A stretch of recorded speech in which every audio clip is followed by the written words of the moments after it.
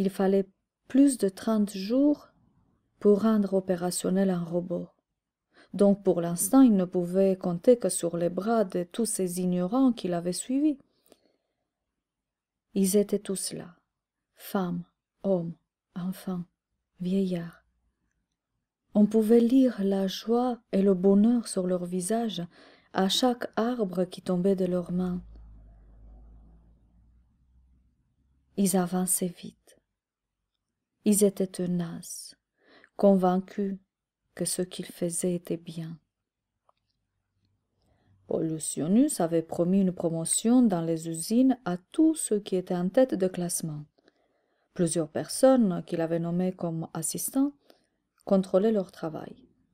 Le classement était annoncé en fin de chaque journée pour les pousser et les stimuler à aller encore plus vite. Il y avait une douzaine de personnes qui sortaient du lot, mais ce n'était pas assez. Il fallait aller encore plus vite. Un soir, Pollutionus annonça que ceux qui finiraient en tête seraient nommés directeurs de ces usines. Il avait l'intention de construire une vingtaine, mais vu qu'il n'y avait pas suffisamment de leaders pour les diriger, il serait contraint de ne construire que 12. Si de nouveaux leaders se faisaient connaître, alors il reviendrait à son plan initial. Il ajouta qu'il serait dommage pour la population de rester sans travail par manque de leaders.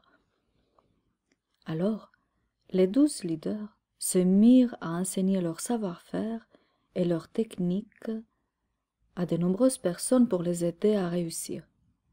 C'était la frénésie totale, la course contre la montre, la folie générale. C'était la destruction de la nature sans état d'âme pour accomplir le plan machiavélique de Pollutionus. Il vint sur le terrain un jour, apporter des médailles aux 20 élus, les féliciter et leur donner un diplôme de leader. Au bout de quelques jours, il constata que le nombre d'arbres coupés avait diminué. Pour les stimuler à nouveau, il instaura de nouvelles règles. Si quelqu'un arrivait à couper plus d'arbres que les directeurs pendant 3 jours consécutifs, ils pouvaient prendre leur place.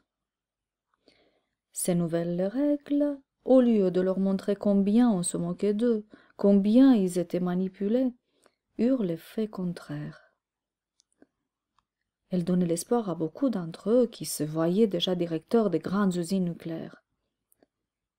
La nature était impuissante face à cette folie générale.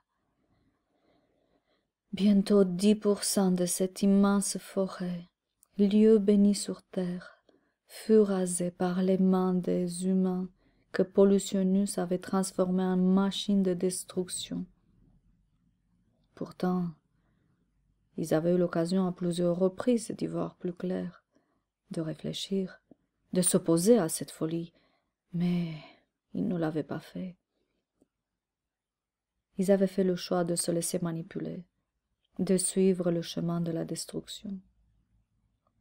Cette forêt magnifique avait besoin d'eux pour qu'ils la rendent encore plus belle et luxuriante. Elle leur fournissait l'oxygène. Elle leur offrait toute une variété de plantes sauvages pour maintenir leur bonne santé et se nourrir. Elle leur offrait des légumes, des fruits sauvages, du miel, de l'eau pure, du bois sec pour leur cheminée, des belles fleurs pour embaumer leur maison, un vaste patrimoine de fleurs médicinales que personne ne voyait.